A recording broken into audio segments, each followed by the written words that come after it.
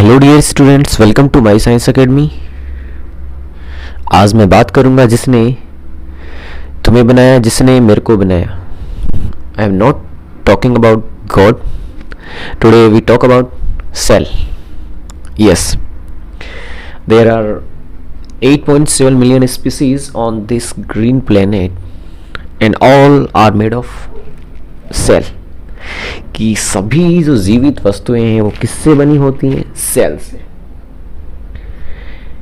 जैसा कि आपने सेल की जो वेल नोन डेफिनेशन देखी है कि cell is structure and function unit of life, यानी कि जो बेसिक यूनिट होती है बॉडी की वो होती है सेल। लेकिन दोस्तों ध्यान रखिए कि जो सेल है स्मॉलेस्ट यूनिट होती है बॉडी की, ना कि स्मॉलेस्ट पार्ट होता है। ये बहुत इंपॉर्टेंट बात है कि स्मॉलेस्ट यूनिट होती है, स्मॉलेस्ट पार्ट नहीं होता है। तो आप जानते हैं कि ऑल लिविंग थिंग्स में सेल होती है, और जो सेल बेसिक बिल्डिंग ब्लॉक होता है ऑल लिविंग थिंग्स के लिए। अब जो सेल कोशिका होती है उसके लिए जो इंग्लिश में वर्ड होता है सेल होता है। और बायोलॉजी की टर्म में यदि अगर मैं बात करूं in biology term cell is called cyto. So cytology is study of cells. Logy means study, so cytology is study of cell। अगर डिस्कवरी की मैं बात करूं कि सेल की डिस्कवरी किसने की, दोस्तों आपको पता होगा कि सेल की डिस्कवरी का जो क्रेडिट दिया जाता है रॉबर्ट हुक को दिया जाता है। अब जो रॉबर्ट हुक एक ये साइंटिस्ट है, देखो रॉबर्ट हुक है ये जो साइंटिस्ट आप देख पा रहे हैं ये रॉबर्ट हुक है। और रॉबर्ट हुक ने जो फर्स्ट टाइम जो सेल देखी थी वो माइक्रोस्कोप से देखी। इसका माइक्रोस्कोप इतना डेवलप नहीं था, तो इसने जो कॉर्क थी, ये कॉर्क जो यानी कि सेल देखी थी कॉर्क में देखी थी, जो एक डेड सेल बोला, क्योंकि इसने जो माइक्रोस्कोप यूज़ किया था इतना बेस्ट क्वालिटी का नहीं था, इसलिए इसने सेल की मूवमेंट नहीं देखी। तो इसने सबसे पहले सेल को इसने देखा और इसने कहा कि ये जो कॉर्क सेल थी ये डेड सेल थी, क्योंकि इसके पास माइक्रोस्कोप इतना डेवलप नहीं था। तो जो इसकी खोज का श्रेय दिया जाता है रॉबर्ट हुक को ही दिया जाता है। फिर एक साइंटिस्ट थे एंटोनी ल्यूवेनहॉक। इसने एक हायर मैग्निफिकेशन लेंस यूज किया और 1674 में जो लिविंग सेल थी उसने देखा। और लिविंग सेल को उसने कहाँ देखा था कि जो स्पाइरोजिया है सेल उसमें देखा था। मैं यहाँ लिख देता हूँ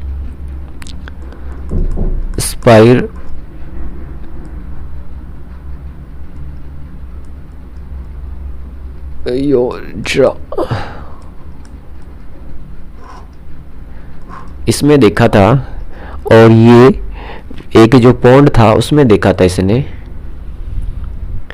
अगर मैं बात करूं अगर सेल का जो विकास कैसे हुआ, सेल के विकास के बेसिस पे हम इसको 2 पार्ट्स में डिवाइड कर सकते हैं, प्रोकैरियोटिक और यूकैरियोटिक सेल में। देखिए नेक्स्ट,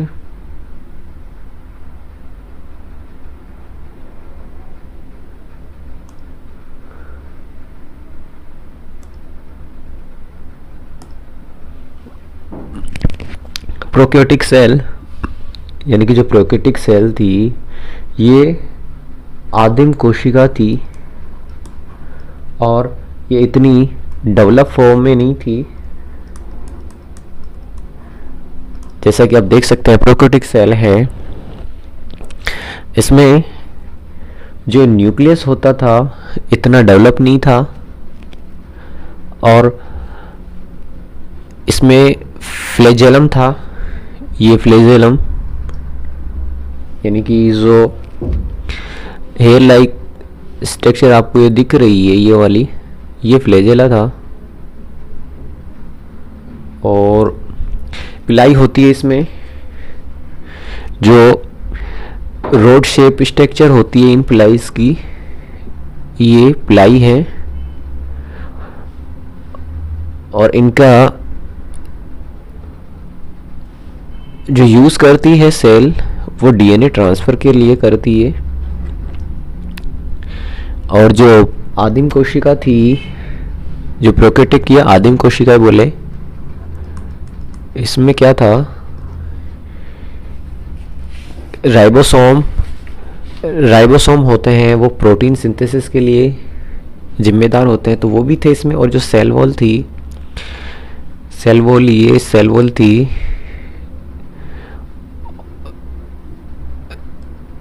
जैसे बैक्टीरिया में होती है रिजिड सेल वॉल होती है, और ये पेप्टिडो जो ग्लाइकेन होती है उससे बनी होती है। ऐसे सेल मेम्ब्रेन की बात करें कि जो सेल मेम्ब्रेन होती है, हर प्रोकैरियोटिक में सेल मेम्ब्रेन होती है, तो इसको अदर नाम हम जानते हैं प्लाज्मा मेम्ब्रेन से। और ये क्या करती है कि जो देखो ये प्लाज्मा मेम्ब्रेन है मेरे डायग्राम में, ये प्लाज्मा मेम्ब्रेन है, ये क्या करती है, सेपरेट करती है सेल को इसके बाहर के एनवायरनमेंट से। इसके अलावा दोस्तों इसमें स्ट्रक्चर होती है फिम्ब्री, ये देख सकते हैं फिम्ब्री, ये हेयर लाइक स्ट्रक्चर होती है जिसके साथ सेलुलर अटैचमेंट होता है।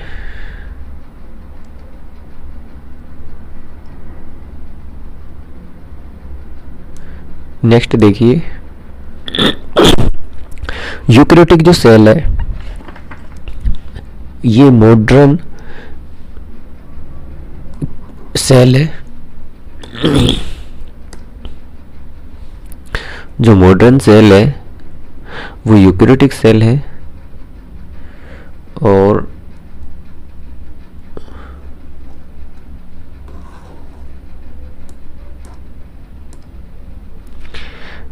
यूकैरियोटिक सेल है ये, यूकैरियोटिक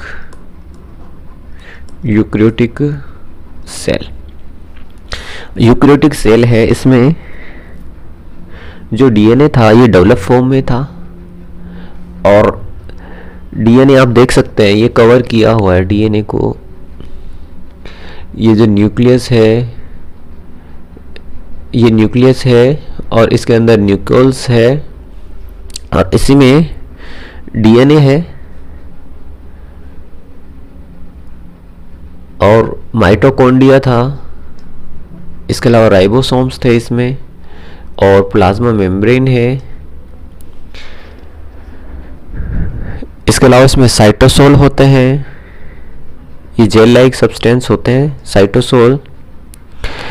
इसके अलावा एंडोप्लाज्मिक रेटिकुलम ये भी इसमें था, वेसिकल्स थे और वैक्यूल्स। नेक्स्ट देखते हैं,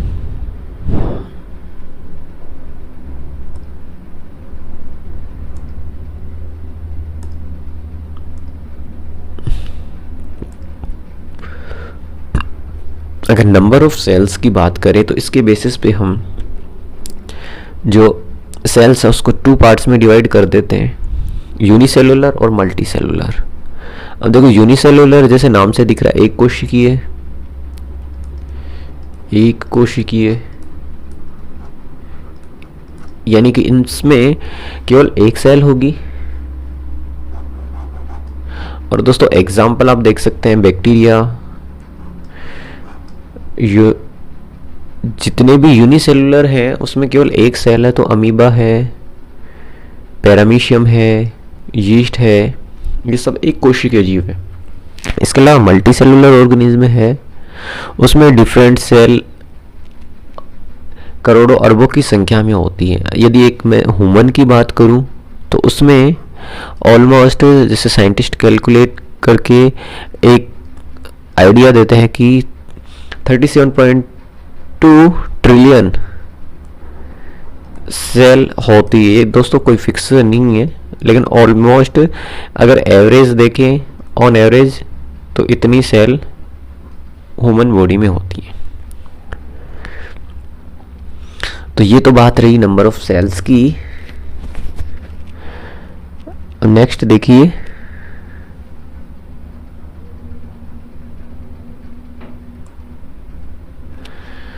दोस्तों जो ह्यूमन में जो सेल होती हैं, देखो स्मूथ स्मल मसल सेल होती है, ब्लड सेल्स होती हैं, नर्व सेल होती है, बोन मैरो सेल होती है, स्पर्म सेल होती है, फैट सेल होती है, ओवम सेल होती है। और जैसे दे ह्यूमन में जो स्पर्म सेल होती है, ये होती है मेल में, स्पर्म सेल है वो स्मॉलेस्ट सेल होती है, ये होती है ह्यूमन बॉडी में स्मॉलेस्ट सेल। और अगर ह्यूमन बॉडी में बिगेस्ट सेल की बात करें तो ये होती है ओवम सेल, ये होती है बिगेस्ट। और अगर लेंथ के अकॉर्डिंग लॉन्गेस्ट सेल बोले ह्यूमन बॉडी में तो वो होती है न्यूरॉन सेल।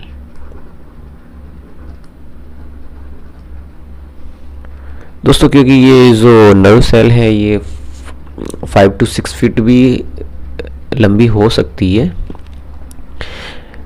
इसके अलावा यदि मैं स्मॉलेस्ट सेल की बात करूं ह्यूमन बॉडी के अलावा तो वो होती है माइकोप्लाज्मा। माइकोप्लाज्मा दोस्तों इसको हम पादप जगत का जोकर भी कहते हैं।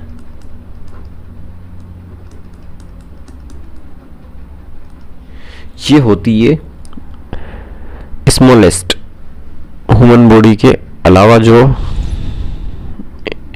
एनिमल या फिर जो प्लांट्स हैं उनमें से प्लांट्स में होती है माइकोप्लाज्मा।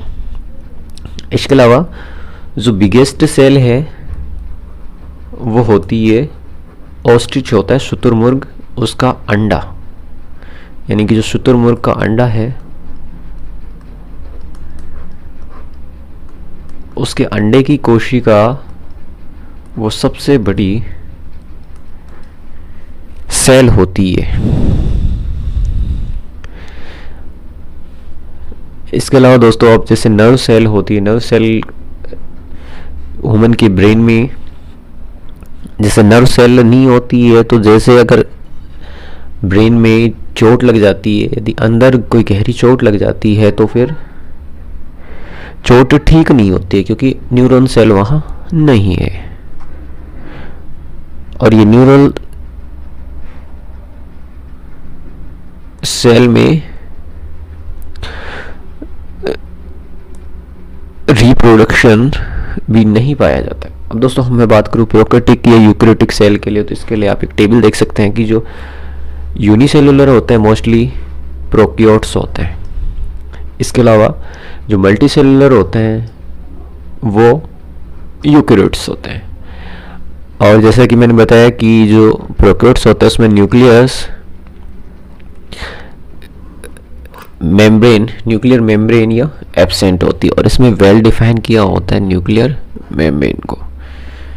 प्रोकैरियोट्स में न्यूक्लियस एब्सेंट होता है और यूकैरियोट्स में न्यूक्लियस प्रेजेंट होता है। सेल ऑर्गेनल्स की बात करें, सेल ऑर्गेनल्स यानी कोशिकांग,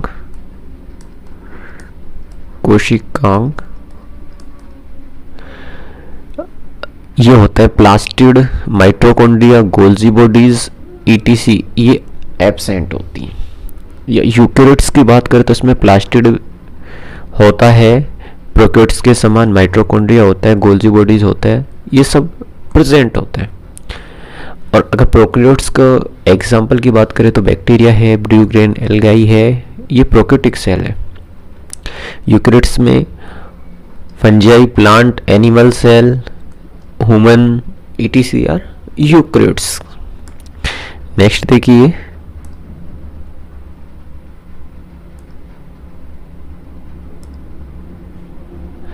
अगर प्लांट सेल और एनिमल सेल में अगर डिफरेंस करना चाहे तो वो डिफरेंस भी यहाँ से में कर सकते हैं।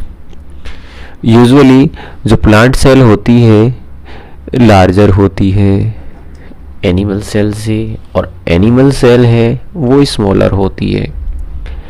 अगर एनिमल सेल की बात करें तो उसमें सेल वॉल एब्सेंट होती है, और प्लांट सेल में सेल वॉल प्रेजेंट होती है, और ये फॉर्मेशन करती है plasma membrane and lamella primary और सेकेंडरी वॉल्स का। प्लांट सेल में प्लाज्मोडेस्माटा होता है और एनिमल सेल में प्लाज्मोडेस्माटा एब्सेंट होता है। प्लांट सेल में क्लोरोप्लास्ट होता है। दोस्तों हम प्लास्टिड पढ़ेंगे इसमें, तो उसमें क्लोरोप्लास्ट आएगा। एनिमल में क्लोरोप्लास्ट नहीं होता है। वैक्यूल लार्ज होते हैं और परमानेंट होते हैं। एनिमल सेल में वैक्यूल स्मॉल होते हैं या टेम्पररी होते हैं। टोनोप्लास्ट प्लांट सेल में होता है, एनिमल सेल में नहीं होता। सेंट्रियोल्स एब्सेंट होते हैं प्लांट सेल में, लेकिन एनिमल सेल में होते हैं। प्लांट सेल में न्यूक्लियस सेंटर में नहीं होता, और एनिमल में न्यूक्लियस सेंटर में होता है। लाइपोसोसोम एनिमल सेल में होते हैं और इसमें रेयर होता है।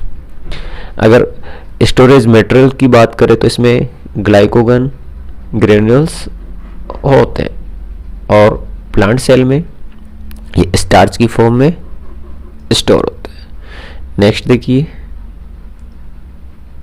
अगर प्लांट सेल और एनिमल सेल में डिफरेंस करना चाहें तो आप ये इनके स्ट्रक्चर से डिफरेंस कर सकते हैं कि दोनों में आप कंपेयर देख सकते हैं कि दोनों में न्यूक्लियस प्रेजेंट है, न्यूक्लियस है, न्यूक्लियोल्स है। दोनों में क्लोरोप्लास्ट प्लांट सेल में है, गोल्जी एपरेटस प्लांट सेल में है, ऐसे एनिमल सेल में गोल्जी बॉडी है। माइक्रोट्यूब देख सकते हैं, ये केवल एनिमल सेल में प्रेजेंट है। साइटोप्लाज्म, ये साइटोप्लाज्म देख सकते हैं। लाइसोसोम एनिमल सेल में होते हैं। नेक्स्ट देखिए, प्लाज्मा मेम्ब्रेन। प्लाज्मा मेम्ब्रेन या सेल मेम्ब्रेन भी इसे बोल देते हैं। अब ये क्या वर्क करती है, देखिए कि जो प्लाज्मा मेम्ब्रेन है, सेल मेम्ब्रेन जिसे साइटोप्लाज्मिक मेम्ब्रेन भी कहते हैं, और ये एक सेलेक्टिविटी परमेबल अर्ध चयनात्मक का काम करती है। ये चयन करती है कि जो सेल के अंदर कौन से जो मटेरियल हैं वो जाने चाहिए, कौन से मटेरियल सेल से बाहर आने चाहिए। और इसमें लेयर होती है लिपिड और प्रोटीन की, तो इसे लिपोप्रोटीन भी हम कह सकते हैं। लिपोप्रोटीन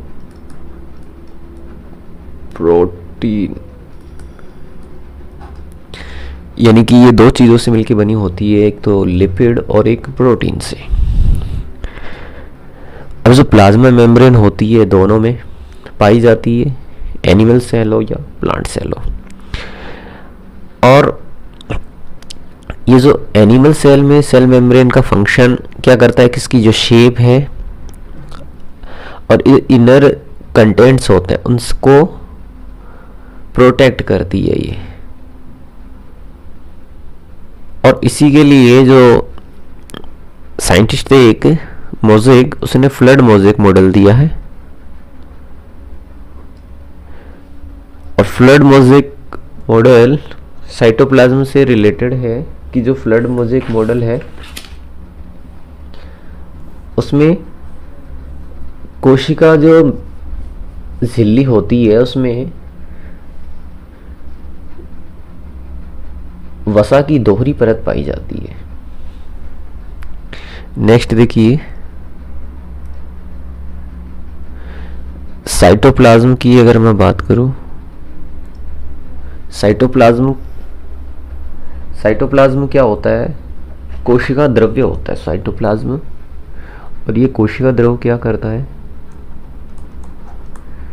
कोशिका द्रव्य,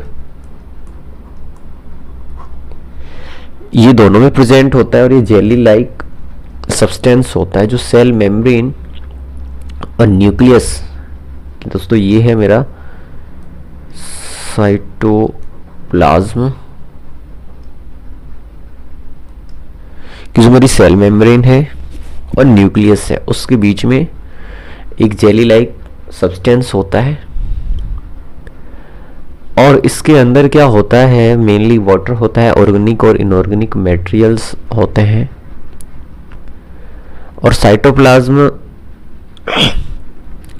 हर सेल के लिए एसेंशियल होता है क्योंकि इसमें और जो कोशिकांग हैं, सेल ऑर्गेनेल्स हैं, सेल ऑर्गेनेल्स लाइक एंजाइम, तो ये जो सेल की मेटाबॉलिक एक्टिविटी है उनको कंट्रोल करते हैं और इनमें केमिकल रिएक्शन होती हैं।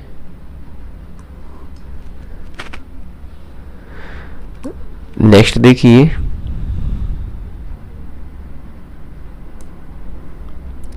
न्यूक्लियस की जो हर सेल होती है उसमें न्यूक्लियस होता है और न्यूक्लियस क्या होती है, डबल मेम्ब्रेन का ऑर्गेनेल्स है, डबल मेम्ब्रेन का कोशिका अवयव है। और ये सभी जो यूकैरियोटिक है, क्योंकि प्रोकैरियोटिक थे उनमें तो इतना डेवलप नहीं होता था और इसमें ये डेवलप फॉर्म में होता है और लार्जेस्ट ऑर्गेनेल्स होता है, यानी कि सबसे बड़ा कोशिकांग होता है इसमें। और ये क्या करता है, जो सेलुलर एक्टिविटीज़ है उनको कंट्रोल करता है। और जो डीएनए का स्टोर हाउस है वो भी न्यूक्लियस होता है। ये न्यूक्लियस आप देख सकते हैं इस डायग्राम में, डार्क और राउंड शेप का होता है और न्यूक्लियर मेम्ब्रेन की कवरिंग होती है इस पे।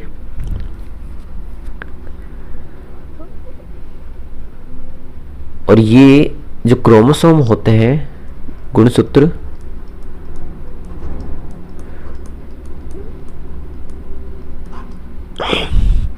उनको भी कैरी करता है। नेक्स्ट देखिए, क्रोमोसोम गुणसूत्र क्या होते हैं, ये धागेनुमा संरचनाएं होती हैं जो जेनेटिक जो भी इंफॉर्मेशन होती है उसको एक पीढ़ी से दूसरी पीढ़ी में ट्रांसफर करते हैं। तो अब देख सकते हैं कि ये एक सेल है, ये एक सेल है और सेल में न्यूक्लियस है, न्यूक्लियस में क्रोमोसोम है और एक क्रोमोसोम में डीएनए होता है, डीएनए में हिस्टोनिन प्रोटीन है और प्रोटीन इसमें जो जीन होते हैं और जीन में न्यूक्लियोटाइड होते हैं, ग्वानिन, साइटोसिन, एडेनिन और थाइमिन। यानी कि जो जेनेटिक इंफॉर्मेशन होती है डीएनए की, उसके लिए न्यूक्लियाई होता है जो रेस्पॉन्सिबल होता है प्रोटीन और आरएनए के संश्लेषण के लिए। नेक्स्ट देखिए, एंडोप्लाज्मिक रेटिकुलम। एंडोप्लाज्मिक जो रेटिकुलम है ये क्या होता है, जैसे कि आप इसकी स्ट्रक्चर देख पा रहे हैं, न्यूक्लियस है, उसके बाद न्यूक्लियस होता है, फिर न्यूक्लियोपोर होते हैं और रफ एंडोप्लाज्मिक रेटिकुलम होता है और सॉफ्ट या स्मूथ एंडोप्लाज्मिक रेटिकुलम होता है। अब जो ये रफ एंडोप्लाज्मिक रेटिकुलम है ये राइबोसोम से जुड़ा होता है। राइबोसोम से जुड़े होने के कारण इसकी जो सतह है वो दानेदार हो जाती है। आप ये देख सकते हैं, ये राइबोसोम है और जो प्रोटीन सिंथेसिस की जो प्रोसेस होती है इन्हीं पे होती है। और दूसरी तरफ आप देख सकते हैं स्मूथ एंडोप्लाज्मिक रेटिकुलम, इन पे राइबोसोम्स जो एब्सेंट होते हैं इसलिए स्मूथ होते हैं और ये स्टेरॉइड और फैट के संश्लेषण का काम करते हैं। स्टेरॉइड और लिपिड्स, ये यानी कि सेल को डिटॉक्सिफाई करने का काम करते हैं। नेक्स्ट देखिए,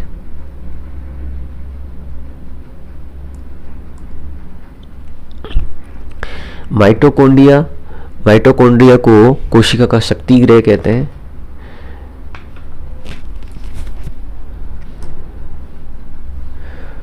जैसा कि आप डायग्राम में देख पा रहे हैं, माइटोकॉन्ड्रिया में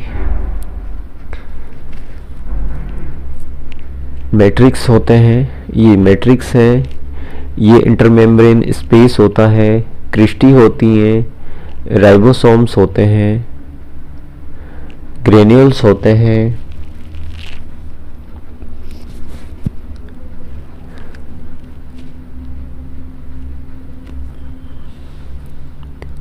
और इसमें डबल मेम्ब्रेन झिल्ली होती है और ऑलमोस्ट यूकैरियोटिक सेल की तरह ही होते हैं।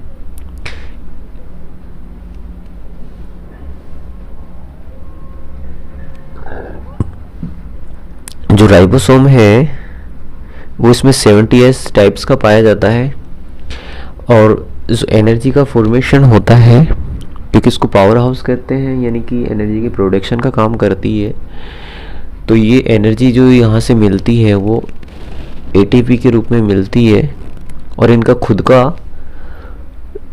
वृत्तीय DNA होता है, इसलिए इन्हें अर्ध स्वायत्त कोशिकांग भी कहते हैं।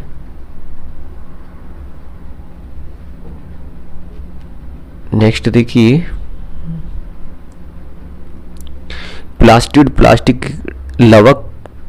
लवक क्या होते हैं कि लवक 3 टाइप्स के होते हैं, क्लोरोप्लास्ट होते हैं, क्रोमोप्लास्ट होते हैं और ल्यूकोप्लास्ट होते हैं। यानी कि क्लोरोप्लास्ट हरित लवक होता है, ये रहा हरित लवक, ये है हरित लवक। एक होता है क्रोमोप्लास्ट वर्णी लवक, ये है वर्णी लवक। एक होता है ल्यूकोप्लास्ट, ल्यूकोप्लास्ट अवर्णी लवक होता है।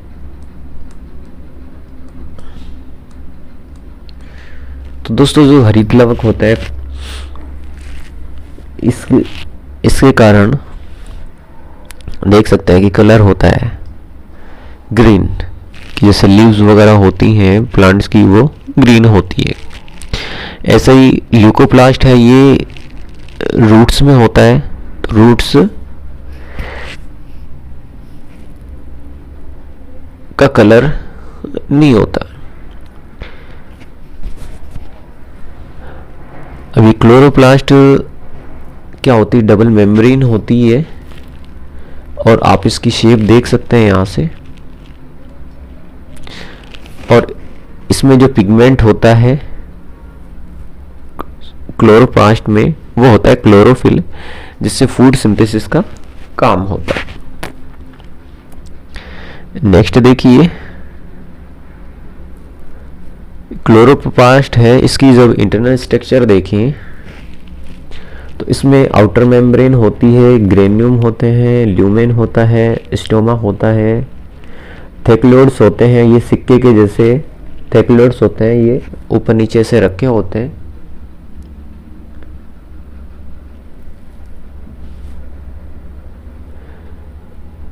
नेक्स्ट देखिए, राइबोसोम्स। राइबोसोम्स क्या होते हैं कि जो राइबोसोम्स होते हैं वो होते हैं 70S और 80S टाइप्स के, कि जैसे कि मैंने स्टार्टिंग में बताया कि जो प्रोकैरियोटिक सेल थी उसमें 70S टाइप्स का राइबोसोम था, और जो 80S टाइप की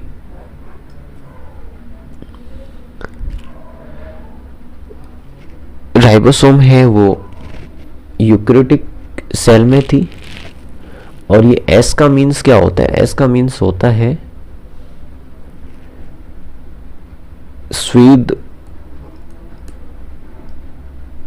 बर्ग यूनिट।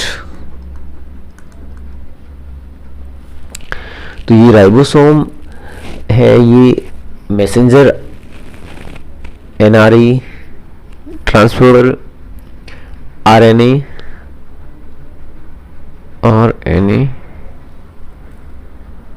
और राइबोसोम्स की देखो ये लार्ज यूनिट है और यहाँ होती है राइबोसोम की स्मॉल यूनिट। राइबोसोम सब यूनिट, स्मॉल सब यूनिट, और ये होती है पॉलीपेप्टाइड चेन होती है एमिनो एसिड की। और राइबोसोम का जो प्राइमरी फंक्शन होता है वो होता है प्रोटीन सिंथेसिस का, प्रोटीन संश्लेषण।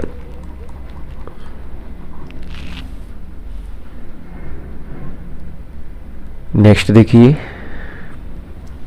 Golgi apparatus, Golgi body, Golgi का है दोस्तों, इसे कहते हैं ट्रैफिक पुलिस ऑफ सेल।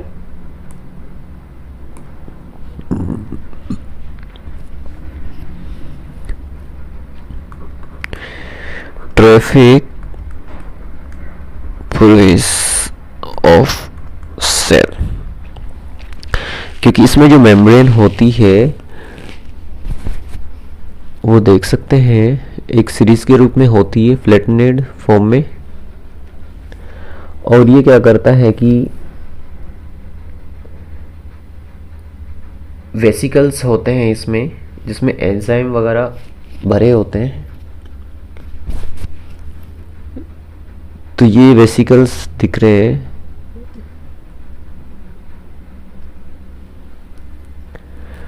और ये ट्रांसपोर्टेशन का काम करता है कि जो सेल के ऑर्गेनेल्स हैं उनमें ट्रांसपोर्टिंग का काम करता है, उनको मॉडिफाई करने का काम करता है, और प्रोटीन की पैकिंग का काम करता है। और इन लिपिड्स को किस डेस्टिनेशन तक पहुंचाना है वो भी यही डिसाइड करता है। और जो गोल्जी बॉडी है, गोल्जी एपरेटस है, ये साइटोप्लाज्म में पाया जाता है। नेक्स्ट देखिए माइक्रोबॉडीज। माइक्रोबॉडीज एक वेस्कुलर ऑर्गेनेल है सेल का, जो दोनों में पाया जाता है। और इसमें क्या होता है, एंजाइम होते हैं, प्रोटीन होते हैं,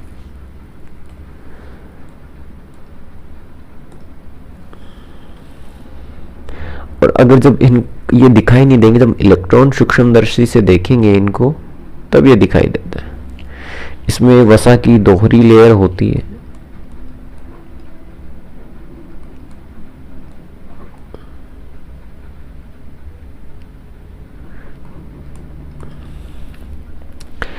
ये इलेक्ट्रॉन सूक्ष्मदर्शी से देखने पर जो प्लाज्मा मेम्ब्रेन है कुछ इस तरह की दिखाई देती है। और यूरेट ऑक्सीडाइज क्रिस्टलिन कोर है, ये इसके अंदर होती है।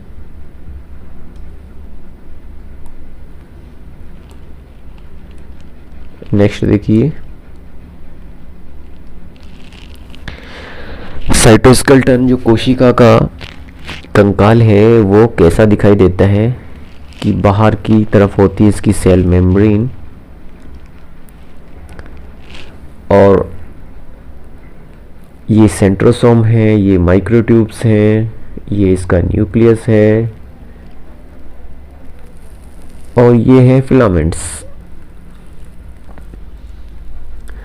और ये यूकैरियोटिक्स में अच्छे से दिखाई देती है।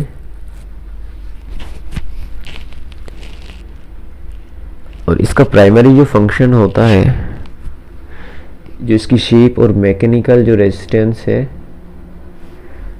वो दिखाई देती है यहाँ से। दोस्तों है ये सीलिया और फ्लैजेला। सीलिया और फ्लैजेला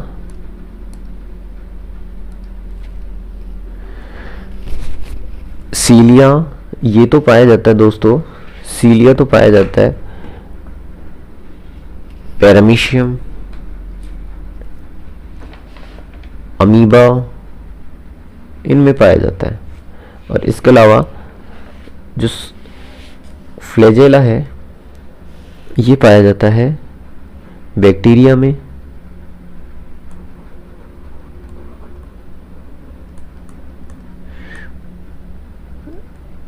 यूग्लिना में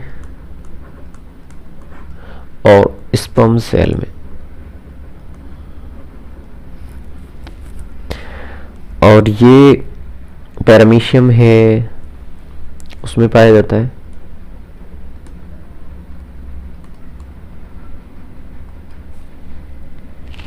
या फिर जो प्रोटोजोआज है उनमें पाया जाता है।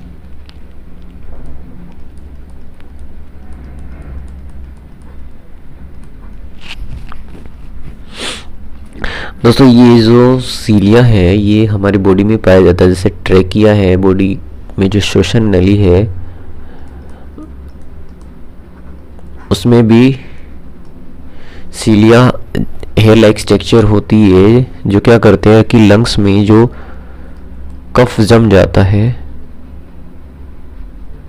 उसको गले तक ले आती है।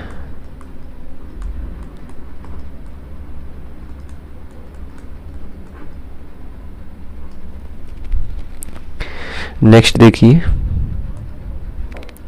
सेंट्रोसोम और सेंट्रियोल्स, यानी कि सेंट्रोसोम यानी तारकाएं, ये क्या होते हैं?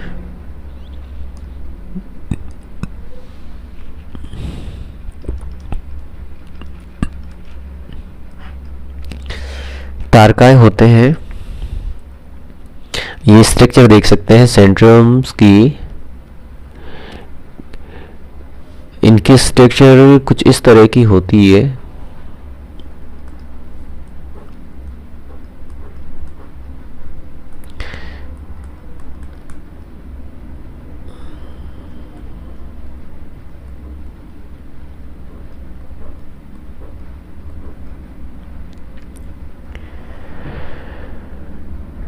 ये जो सेल का जो केंद्रक होता है उसके पास होते हैं। ये रहे मेरे सेंट्रियोल्स। और सेंट्रियोल्स होते हैं, इसमें ट्यूबुलिन प्रोटीन होती है और जो इनकी कोर पार्ट होती है उसको सेंट्रियोल बोला जाता है।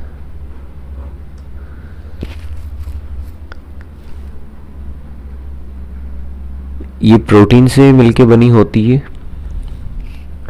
और सेंट्रियोल से जो बेसल बॉडीज होती है, जो सीलिया और फ्लैजेला है, उसमें स्पेंडल यानी कि जो तर्कु कोशिकाएं बनती हैं वो इन्हीं सेंट्रियोल से बनती हैं। नेक्स्ट देखिए वैक्यूल्स। वैक्यूल यानी कि जो रिक्तिकाएं होती है, दोस्तों ये रिक्तिकाएं हैं जो मैंने रेड कर रखा है, ये रिक्तिकाएं होती हैं। ने ल्यूवेनहोक ने देखा था, यानी कि इनकी कोई फिक्स शेप नहीं होती है, ये एक बबल शेप में होती है। और जो मेम्ब्रेन होती है उससे इनक्लोज होती है और इनमें एक फ्लड भरा होता है और ये फूड को स्टोर करती है जो सेल को चाहिए होता है। और जो बॉडी से वेस्ट प्रोडक्ट है वो भी इन्हीं के थ्रू बाहर निकाला जाता है। कि अगर जैसे मैं अमीबा की बात करूं तो अमीबा में फूड वैक्यूल होती है, वो इसके बॉडी वेस्ट को बाहर निकालती है और फूड को स्टोर करने का काम भी वैक्यूल ही करती है। और ये एनिमल और प्लांट्स में डिफरेंट साइज की हो सकती हैं। नेक्स्ट देखिए लाइसोसोम। लाइसोसोम किसे कहते हैं? लाइसोसोम लैन काय, इनको बोलते हैं सुसाइडल बैग ऑफ सेल। और सुसाइडल बैग ऑफ सेल क्यों बोलते हैं? कि जो सेल का वेस्ट प्रोडक्ट होता है, जो भी सेल का वेस्ट प्रोडक्ट होता है, वेस्ट प्रोडक्ट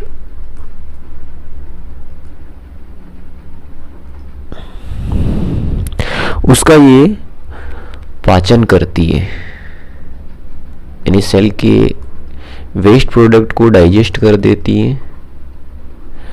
और जैसे कुछ पुरानी कोशिकाएं हैं या फिर मृत कोशिकाएं हैं, उनको भी ये डाइजेस्ट कर देती है।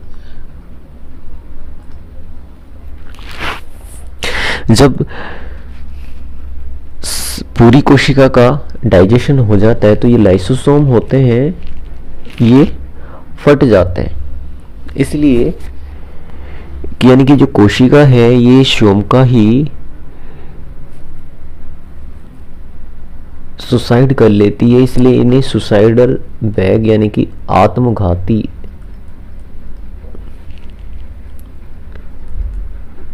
थैलियां कहा जाता है।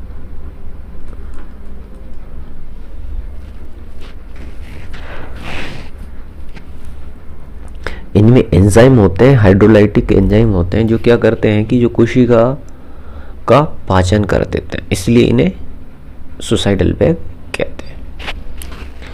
तो आपने मेरे को पेशेंस से सुना, इसके लिए धन्यवाद।